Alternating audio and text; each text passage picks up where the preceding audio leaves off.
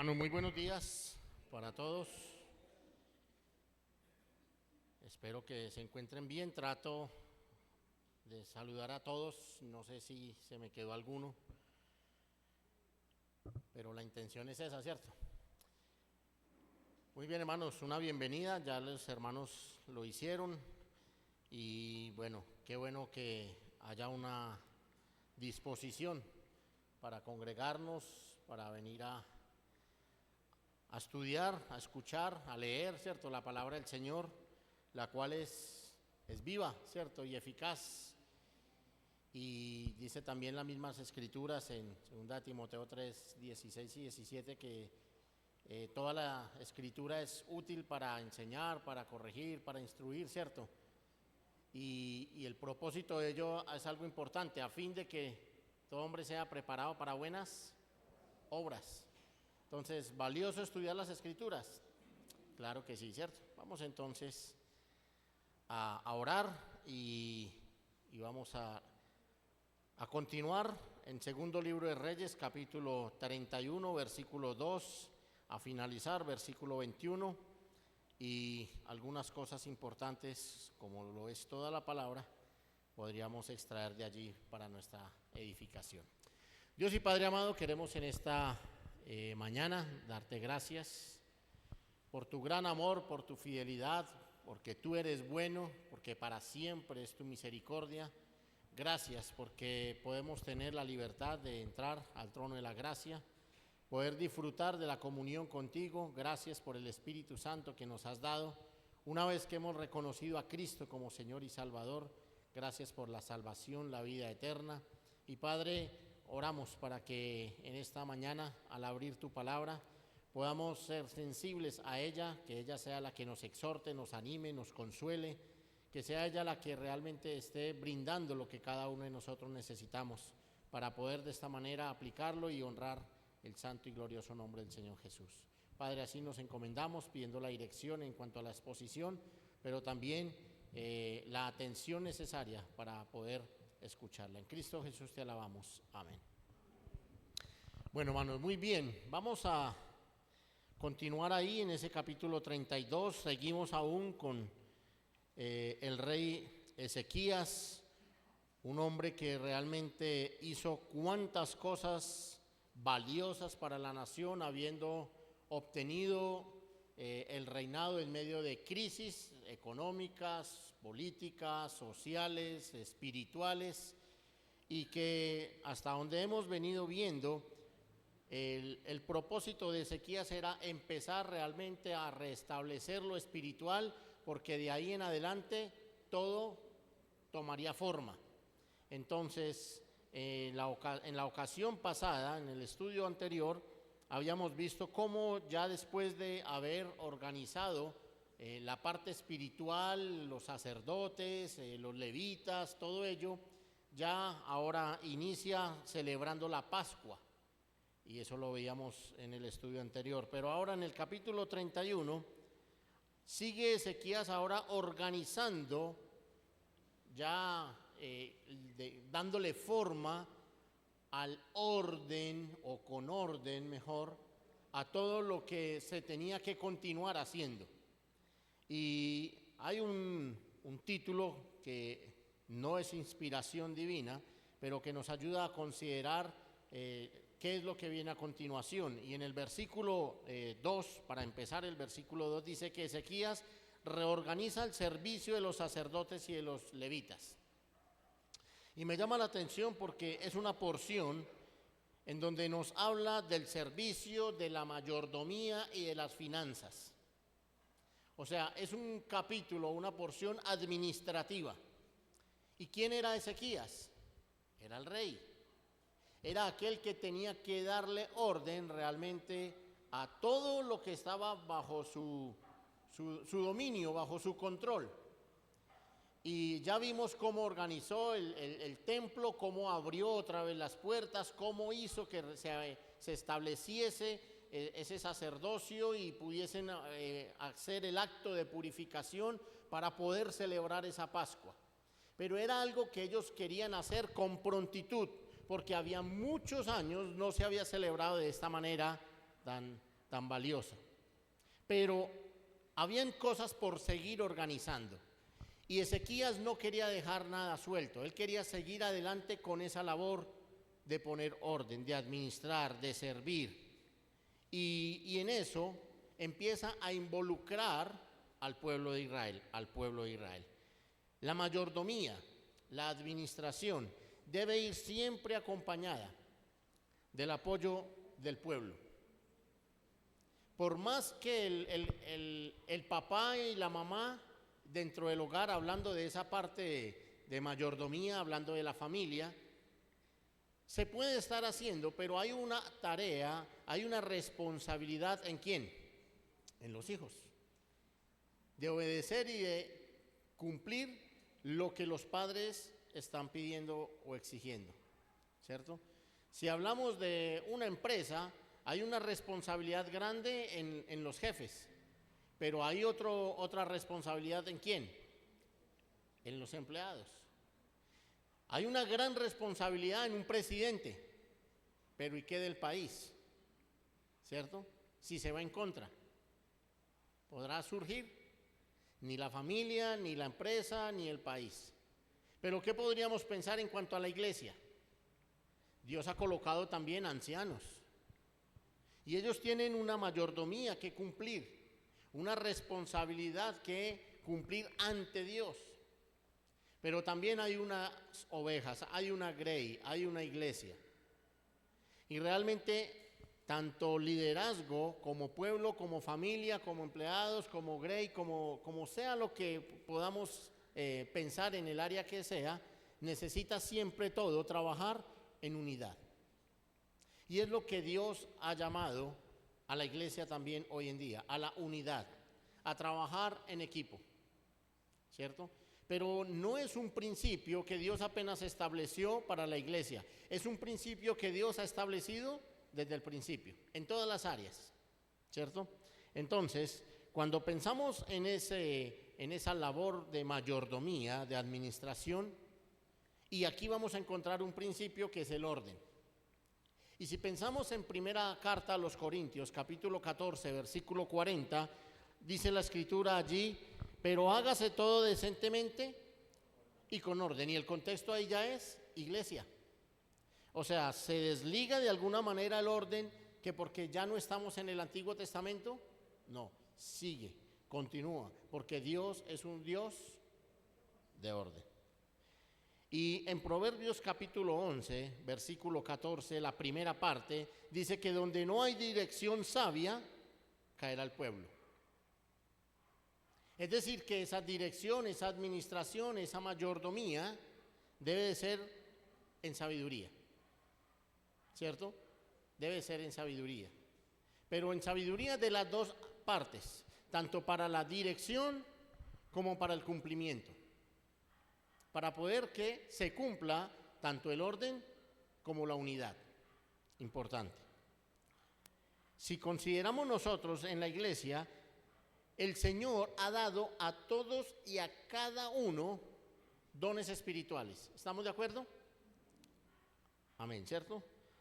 Entonces, esos dones son herramientas que Dios ha proporcionado para que todos y cada uno de nosotros cumpla una función. Para que todos y cada uno cumplan una función. A nadie ha dejado sin herramienta. Ahora, la tarea es saber cuál es la herramienta que el Señor me ha dado para yo poder cumplir un ministerio. Para saber en dónde lo puedo operar. Para saber la manera en la que lo puedo ministrar. Y recordemos que los dones tienen dos propósitos. El primero de ellos es para la edificación de la iglesia y el segundo, no siendo el menos importante, para la gloria del Señor. Entonces, todos en unidad tenemos una labor específica. Ahora, todos debemos de tener el mismo sentir. Si hay alguien que no tiene el mismo sentir, automáticamente hay una división. Y cuando pensamos en primera carta a los Corintios, capítulo 1, versículo 10, La palabra del Señor dice allí: os ruego pues, hermanos, por el nombre de nuestro Señor Jesucristo, que habléis todos una misma cosa. Hermanos, ¿es fácil o es difícil hablar todos lo mismo? Eso es difícil. Pero dice también: y que no haya entre vosotros divisiones, sino que estéis perfectamente unidos en una misma mente. ¿Fácil o difícil? Difícil. Pero también dice: y en un mismo parecer. ¿Fácil o difícil? Hablar las mismas cosas, tener la misma mente y ser del mismo parecer. 3 cosas. Hermanos, humanamente eso es ¿cómo? Imposible. No es difícil. Es imposible. Es imposible. Pero cuando pensamos que debemos tener la mente de Cristo, cuando vamos a pensar en la forma en la que Él realmente quiere y pide que se hagan las cosas, y tiene unos parámetros, y los encontramos ¿en dónde? En las Escrituras. Entonces, realmente podríamos de esa manera, en el Señor, pensar y hablar las mismas cosas. Realmente podríamos de esa manera estar unidos perfectamente en una misma mente y tener todos el mismo parecer. Pero solamente se puede hacer ¿en quién? En el Señor. Ahí sí ya la cosa termina siendo ¿cómo? Termina siendo difícil. Ya no imposible. ¿Y por qué difícil? Porque recordemos que en cada uno de nosotros existe la naturaleza pecaminosa que nos va a llevar a que no queremos hacer eso, y se hace ¿cómo? Se hace difícil. Pero entre más cerca estemos del Señor, va a ser ahora sí más fácil. ¿Cierto? ¿Estamos? Muy bien. Vamos entonces ahora a pensar en la forma en la que podríamos considerar que Ezequías organizó y funcionó todo el pueblo en pro de lo mismo, con la misma mente, con el mismo sentir, en unidad. Y hay razones, porque el pueblo fue obediente y porque había un sentir específico en el Señor. Vamos entonces, segundo libro de Crónicas, capítulo 31, versículo 2. Y dice la Escritura: y arregló Ezequías la distribución de los sacerdotes y de los levitas, conforme a sus turnos, cada uno según su oficio, los sacerdotes y los levitas, para ofrecer el holocausto y las ofrendas de paz, para que ministrasen, para que diesen gracias y alabasen dentro de las puertas de los atrios de Jehová. El rey contribuyó de su propia hacienda para los holocaustos a mañana y tarde, y para los holocaustos de los días de reposo, nuevas lunas y fiestas solemnes, como está escrito en la ley de Jehová. Mandó también al pueblo que habitaba en Jerusalén que diese la porción correspondiente a los sacerdotes y levitas, para que ellos se dedicasen a la ley de Jehová. Y cuando este edicto fue divulgado, los hijos de Israel dieron muchas primicias de grano, vino, aceite, miel y todos los frutos de la tierra. Trajeron asimismo en abundancia los diezmos de todas las cosas. También los hijos de Israel y de Judá, que habitaban en las ciudades de Judá, dieron del mismo modo los diezmos de las vacas y de las ovejas, y trajeron los diezmos de lo sacrificado, de las cosas que habían prometido a Jehová su Dios, y los depositaron en montones. En el mes tercero comenzaron a formar aquellos montones, y terminaron en el mes séptimo. Cuando Ezequías y los príncipes vinieron y vieron los montones, bendijeron a Jehová y a su pueblo Israel. Y preguntó Ezequías a los sacerdotes y a los levitas acerca de esos montones. Y el sumo sacerdote Azarías de la casa de Sadoc le contestó: desde que comenzaron a traer las ofrendas a la casa de Jehová, hemos comido y nos hemos saciado, y nos ha sobrado mucho. ¿Por qué? Porque Jehová ha bendecido a su pueblo y ha quedado esta abundancia de provisiones. Entonces mandó Ezequías que preparasen cámaras en la casa de Jehová, y las prepararon. Y en ellas depositaron las primicias y los diezmos y las cosas consagradas fielmente. Y dieron cargo de ello al levita Conanías, el principal, y Simeí, su hermano, fue el segundo. Y Jehiel, Asasías, Naat, Asael, Jerimot, Josabat, Eliel, Ismaquías, Maat, Benaía, fueron los mayordomos al servicio de Conanías y de Simeí, su hermano, por mandato del rey Ezequías y de Azarías, príncipe de la casa de Dios. Verso 14, y el levita, Coré, hijo de Imna, guarda de la puerta oriental, tenía cargo de las ofrendas voluntarias para Dios y de la distribución de las ofrendas dedicadas a Jehová y de las cosas santísimas. Y a su servicio estaban Edén, Miniamín, Jesuá, Semaías, Amarías y Secanías, de las ciudades de los sacerdotes, para dar con fidelidad a sus hermanos sus porciones conforme a sus grupos, así al mayor como al menor. A los varones anotados por sus linajes de 3 años arriba, a todos los que entraban en la casa de Jehová para desempeñar su ministerio según sus oficios y grupos. También a los que eran contados entre los sacerdotes según sus casas paternas, y a los levitas de edad de 20 años arriba, conforme a sus oficios y grupos. Eran inscritos con todos sus niños, sus mujeres, sus hijos e hijas, toda la multitud, porque con fidelidad se consagraban a las cosas santas.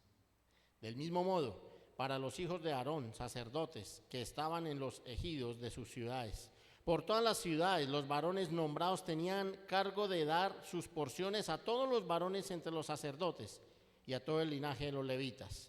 Verso 20, de esta manera hizo Ezequías en todo Judá y ejecutó lo bueno, lo recto y verdadero delante de Jehová su Dios. En todo cuanto emprendió en el servicio de la casa de Dios, de acuerdo con la ley y los mandamientos, buscó a su Dios. Lo hizo de todo corazón y fue prosperado. Que el Señor bendiga su palabra. Encontramos lo que habíamos hablado como introducción: mayordomía, administración, orden, servicio. Encontramos todo esto, ¿verdad? Y empieza el versículo 2, en donde dice que arregló Ezequías. ¿Quién fue el que empezó a colocar orden en todo? El rey.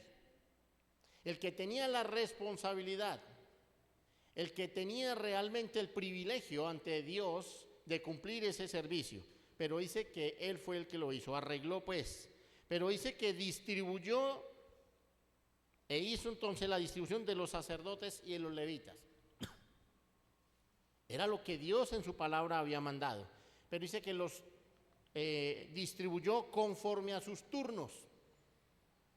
Otra vez, orden. Cada uno, orden. Otro, según su oficio. ¿No nos recuerda eso los dones espirituales? En donde cada uno tiene algo específico para hacer, en donde cada uno tiene un oficio para llevar a cabo. El hermano Faber hablaba ahora acerca de una reunión que van a hacer de ministerio, ¿cierto? Y él mencionaba, recordemos que hay, ¿cierto? Que hay que la puerta, que el agua, que el tinto, que la comida, que... ¿Eso es qué? Orden. Eso es administración, eso es mayordomía. Y qué bueno cuando cada uno de los hermanos dentro de su don empieza a cumplir su ministerio y sabe a dónde va a llegar a ejecutar o a operar ese don. ¿Y cómo se va a ver el funcionamiento y cómo se va a ver el desarrollo? Hablemoslo ya en la práctica de lo que vamos a tener en las conferencias. ¿Cómo se va a ver? ¿Cuál va a ser el resultado? Pero gracias a que hay ¿qué? Una mayordomía, aquí hay un orden, hay una administración, pero hay un equipo de trabajo que están dispuestos a sujetarse también a ese orden, ¿cierto? Pero hay algo importante en el versículo 3, en donde dice, el rey contribuyó de su propia hacienda. Algo importante. ¿Qué tenía que hacer también el rey? ¿Qué tiene que también hacer el que cumple la labor de mayordomo? Dar el ejemplo. Aportar también. Bien sea con mano de obra, bien sea con dinero, bien sea con tiempo, bien sea... No sabemos con qué sea la necesidad, pero ¿en dónde tiene que estar? Tiene que estar ahí. Y cuando se está ahí, se entiende, y hablando de liderazgo, cuando se está ahí en esa posición, se entiende y se pone en los zapatos del que está cumpliendo la labor. No sé si en alguna ocasión han visto o han sabido de ese programa que existe, Jefe Encubierto. ¿Sí? ¿En qué consiste? El jefe, el dueño de la empresa, y cuando hablo de eso, eso es un programa y son empresas grandes, ¿cierto? Supuestamente pasa su hoja de vida haciéndose pasar por otra persona, y el administrador del punto le da el trabajo y empieza a asesorarlo y a decirle qué es lo que hay que hacer, y en medio de todo eso el jefe se empieza a dar cuenta de todo lo que hay alrededor, y en muchas ocasiones ahí ese administrador hasta lo trata mal, ¿cierto? Y no le tiene paciencia y comete una cantidad de cosas. Tremendo, ¿cierto? Pero ¿cómo hace entonces para saber, cómo hace el jefe para saber en dónde están los errores? ¿Cómo tuvo que haber hecho? Meterse allá. Ir a ocupar el puesto del trabajador. Es interesante. Entonces, aquí encontramos a un Ezequías en donde dice que se involucró. Pero aquí parece que se involucró contribuyendo, dice, para los holocaustos a la mañana y a la tarde, y para los holocaustos de los días de reposo, nuevas lunas, fiestas solemnes, pero dice que algo importante, como está escrito en la ley de Jehová. Es decir, que se involucró ahí, en todo ello. Versículo 4. Dice que mandó también al pueblo que habitase en Jerusalén que diesen la porción correspondiente a los sacerdotes y levitas. ¿Cuál era la porción correspondiente para los sacerdotes y para los levitas? Según la ley, los diezmos. Esa era lo que les correspondía a ellos. Y el versículo 5 lo ratifica. Y cuando este edicto fue divulgado, es decir, que todos diesen la porción correspondiente a los sacerdotes y levitas, dice que dice, los hijos de Israel. Aquí es en donde empieza la otra cara de la moneda. Los hijos o los empleados o el pueblo o la grey. A cumplir con lo que el rey en este caso había ordenado. Y dice que cuando este edicto fue divulgado, los hijos de Israel, ¿qué hicieron? Dieron. ¿Pero qué dieron? Muchas primicias. ¿De qué calidad? Y dice, de grano, de vino, de aceite, de miel y de todos los frutos de la tierra. Pero habla ahí, dieron muchas. O sea, no trajeron poquito, no trajeron de lo malo, no trajeron de lo que sobró, no trajeron de lo que se les cayó. Es decir, que dieron ¿de qué manera? Con abundancia, porque dice que trajeron y dieron mucho. Pero a más de eso, ¿qué más dice que ocurrió? Trajeron. Primero dice que dieron, ahora luego dice que trajeron. Asimismo, ¿de qué manera? En abundancia. ¿Qué dieron en abundancia? Los diezmos de todas las cosas. Aquí podemos encontrar la razón. Fueron obedientes. a lo que Ezequías había mandado. Pero no fue una obediencia a medias, hasta llamando, ahí toma, ahí traigo. Y pues si les gusta bien, y no me lo llevo otra vez. No, fue una actitud que realmente salió de lo profundo del corazón, porque primero se habían dado, como dice segunda carta a los Corintios, capítulo 8, versículos del 1 al 5, dice, porque primeramente se habían dado ¿a quién? Al Señor. Y cuando primeramente nos damos al Señor, lo que sale de allá, de lo más profundo, es ¿qué? Abundancia. Porque sabemos que es ¿para quién? Para el Señor. Pero si no lo hacemos de esa manera, no, pues que lo dé el rey. Pues harta plata que tiene. Nosotros aquí tasando una libra de arroz y él allá, pues que siga dando. Así actuaríamos si no nos hemos dado primeramente ¿a quién? Al Señor.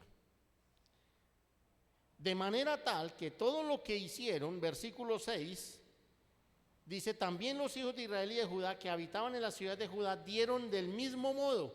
O sea, todo el pueblo, todo Judá, todo el sector, todo el reino, porque recordemos que era el reino del sur, habían dado de la misma manera.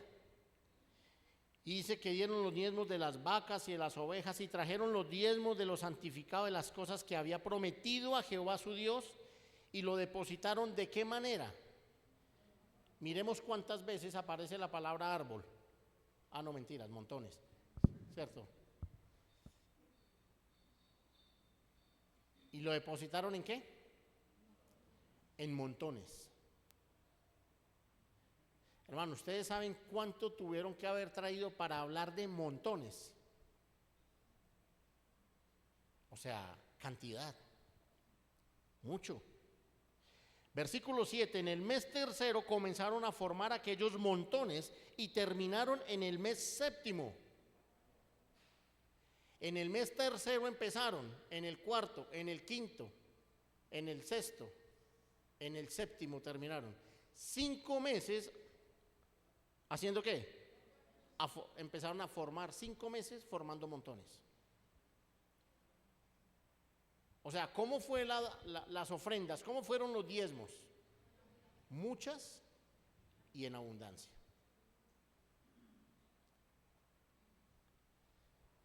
Hermanos, de lo más difícil que hay dentro de la iglesia es hablar de plata, de ofrenda, ¿cierto? Es el tema más difícil de hablar, porque automáticamente pues se cree que de una vez se está pidiendo plata. ¿Y quién la va a manejar? ¿Y en qué se la van a gastar? ¿Y por qué tanto? ¿Cierto? Pero cuando consideramos y pensamos en lo que se requiere realmente para la iglesia, y cuando estoy hablando, pensando en el local, en el lugar a donde nos congregamos, se requiere, ¿cierto? Y a veces hay que cambiar una teja, o a veces hay que cambiar, ¿cierto? Y cuando se dice, bueno, hermanos, es necesario cambiar algunas tejas, ¿cuántas deberían de llegar? ¿Cuántas tejas deberían de llegar? ¿Cuántas? No, es que como no dicen cuántas, pues diga cuántas. ¿Cierto? Para decir que se necesitan 3 tejas y llegar 2.5. ¿Cierto? Hermanos, qué bueno cuando todo el pueblo, en este contexto la iglesia, aquí es el pueblo, acá la iglesia, se da de una manera en abundancia. Y todas las cosas terminan saliendo de una manera perfecta, hablándolo de los arreglos y de todo lo que se puede hacer. Pero ¿quién está involucrado en todo eso? Todo el mundo. No hay nadie por fuera. No hay nadie. Versículo 8 dice que cuando Ezequías y los príncipes vinieron y vieron los montones, bendijeron a Jehová y a su pueblo Israel. ¿Quién se esperaba eso? Nadie se lo esperaba. Y preguntó Ezequías a los sacerdotes y a los levitas acerca de esos montones. O sea, yo no sé cuál fue la actitud de Ezequías cuando llega y ve toda esa cantidad de montones. Porque fueron 5 meses haciendo montones.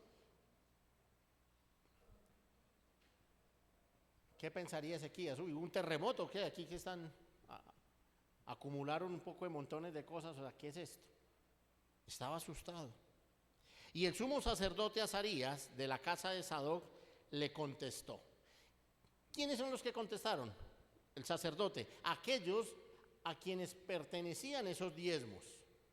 Recordemos que los diezmos eran para ellos, para los sacerdotes, para los levitas, para que ellos se dedicasen única y exclusivamente ¿a qué? Al servicio del Señor en el templo.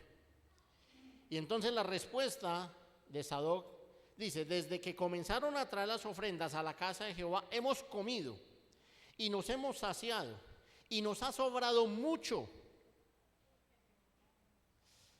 Hermanos, ¿cómo es la condición de los ancianos, de los líderes, de los misioneros o de los obreros en Colombia? Podrían decir que han comido y se han saciado y les ha sobrado mucho. ¿Qué pensamos? Muy difícil. Muy difícil. La razón es porque Jehová ha bendecido a su pueblo y ha quedado esta abundancia de provisiones. Porque Jehová había bendecido a su pueblo. Como había bendecido a su pueblo realmente estaba desbordado en dar como tal. Entonces mandó Ezequías que preparasen cámaras en la casa de Jehová y las prepararon. Y en ellas depositaron las primicias y los diezmos y las cosas consagradas fielmente. Ahora viene otra palabra ahí importante. ¿De qué manera se administró todo lo que había llegado? De una manera fiel, fielmente. Es decir, que no había nada para decir, uy, no, pero vean, aquel sacerdote cogió ahí, había como una librita de carne como de la buena, ese morrillo, y lo escondió, ¿cierto? No, todo se hizo en fidelidad.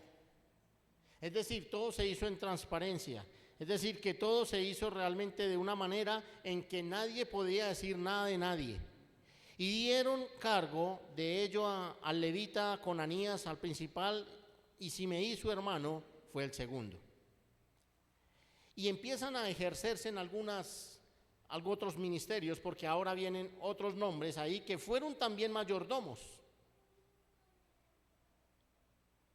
Y dice el versículo 13, la segunda parte, que fueron mayordomos al servicio de Conanías y de Simeí, su hermano, por mandamiento del rey Ezequías y Azarías, príncipe de la casa de Dios. Es decir, que aún en todo esto había alguien que estaba ¿qué? Al frente. Ezequías, el mayordomo, el rey. ¿Y cómo estaba funcionando todo? En orden, ¿cierto? Mencionaba ahora en la introducción Proverbios, ¿cierto? 11:14, la primera parte, donde no hay dirección sabia, cae el pueblo. Pero aquí realmente, ¿qué había de parte de Ezequías? Sabiduría para la dirección, para la administración.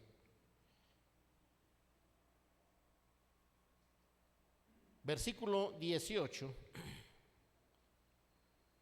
Eran inscritos con todos sus niños, sus mujeres, sus hijos e hijas, toda la multitud, porque con fidelidad se consagraban a las cosas santas. Algo maravilloso. ¿Qué puede llamarnos la atención de este pasaje? Eran inscritos todos los ¿qué? Todos sus niños, sus mujeres, sus hijos e hijas. Toda la multitud, porque con fidelidad se consagraban a las cosas santas. Hermanos, ¿qué involucramiento tenemos nosotros como familia con las esposas y los hijos para con fidelidad consagrarse a las cosas santas? Hay una tarea y hay una responsabilidad como padres, ¿cierto? Y dice que eran inscritos, o sea, es decir, inscríbame a mí también ahí al hijo, y a la hija, y a mi esposa. Inscríbamelos ahí, por favor. Yo no sé si el que estaba ahí tomando lista y el hermano Chucho llega ahí, anótame al hijo, y no, ese chino, ¿qué tal?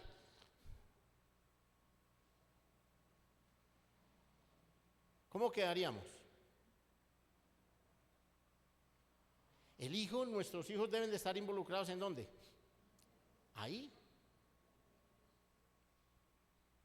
Haciendo un papel, cumpliendo una labor, aprendiendo cómo funcionan las cosas, en donde hay alguien que también ordena, en donde también hay alguien que está organizando, en donde sepa y empiece a reconocer que hay una labor, hay una función, hay una necesidad, pero que se debe hacer con fidelidad, consagrándonos a las cosas del Señor. ¿Que lo vamos a hacer para quién? Es interesante, me llama la atención que ellos fueron ahí inscritos. Versículo 19, del mismo modo para los hijos de Aarón. O sea que Aarón como sacerdote tenía unos hijos y esos hijos estaban involucrados y metidos ¿en dónde? Ahí. Bueno, gracias a Dios eso en el Antiguo Testamento que habían sacerdotes. Gracias a Dios hoy no. ¿Cierto? Dice que nosotros somos ¿qué? Real sacerdocio, pueblo adquirido por Dios, para que anuncie las virtudes de aquel que nos llamó de las tinieblas a su luz. Entonces, ¿qué somos nosotros? Sacerdotes, ¿cierto? Y en la antigüedad el sacerdote entraba una sola vez al año al lugar santísimo, pero con la muerte del Señor Jesucristo ese velo que hacía la división entre el lugar santo y el lugar santísimo se rasgó de arriba a abajo y abrió la entrada para que ahora nosotros como sacerdotes pudiésemos entrar libre y confiadamente a aquel lugar. Ahora, amén, ¿cierto? Bueno, y nuestros hijos. No, pues que este berraco, no, hermano, eso no hay quien.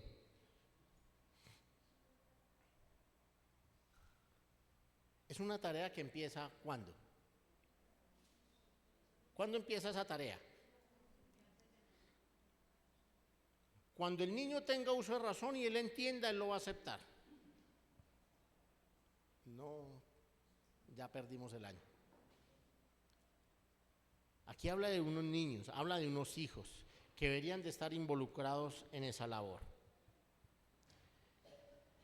Versículo 20, ya terminando, dice, de esta manera hizo Ezequías en todo Judá,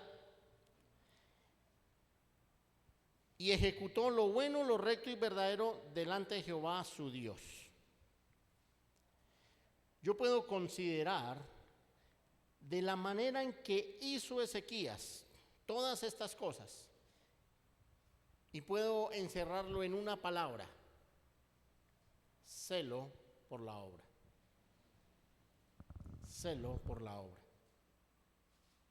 Él no consideraba, él no podía permitir, Ezequías no podía concebir de que el pueblo estuviese viviendo en medio de ese caos en el cual él recibió el reinado. Y ya colocó en orden el templo porque volvió, hizo que todo se organizase, que las puertas fuesen abiertas, que el altar quedara en su sitio, que de todas las cosas quedaran ubicadas tal cual Dios lo había mandado. Ya luego entonces pone que se santificasen los sacerdotes para hacer los sacrificios, y luego celebra la Pascua y él dice, bueno, vamos por buen camino organizando todo. Ahora aquí ya empieza a organizar cada vez más. Gubernamentalmente empieza él a ganar terreno, a organizar las cosas que estaban destruidas. Pero eso lo hace el celo que tenía ¿por quién? Por el Señor. Y me llama la atención porque hay 3 palabras importantes. Hizo, la primera de ellas, hizo. Luego, en el versículo 21, en todo cuanto emprendió el servicio, sirvió. Y la tercera palabra, buscó a su Dios. Hizo, sirvió y buscó. ¿Cierto? Realmente podríamos considerar esas cosas que hizo bajo 3 palabras importantes: lo bueno, lo recto y lo verdadero. Qué bueno hacer cosas que sean buenas para el Señor. Qué bueno hacer lo que es recto, o sea, lo que el Señor realmente está diciendo que se haga, lo recto, de la manera más justa, rectitud, pero también de la manera más transparente, verdadero, de la manera más sincera, ¿cierto? Con transparencia.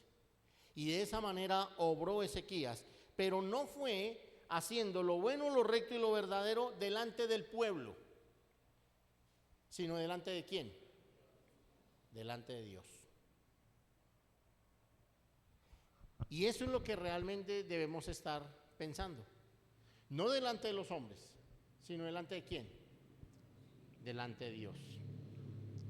Y el verso 21, en todo cuanto emprendió en el servicio de la casa de Dios, de acuerdo con la ley y los mandamientos. Hermanos, aquí hay una clave importante, porque todo lo que terminó haciendo Ezequías como rey iba de acuerdo ¿a qué? A la ley y a los mandamientos. Hoy en día es muy fácil actuar y organizar, funcionar de la manera lógica, de la manera humana, de la manera profesional, de la manera intelectual. Pero en la iglesia no debe de funcionar así. La iglesia debe de funcionar y las decisiones a tomar y las cosas a hacerse, a establecerse, deben de ser de acuerdo a los principios escriturales. Y Ezequías funcionó de esa manera.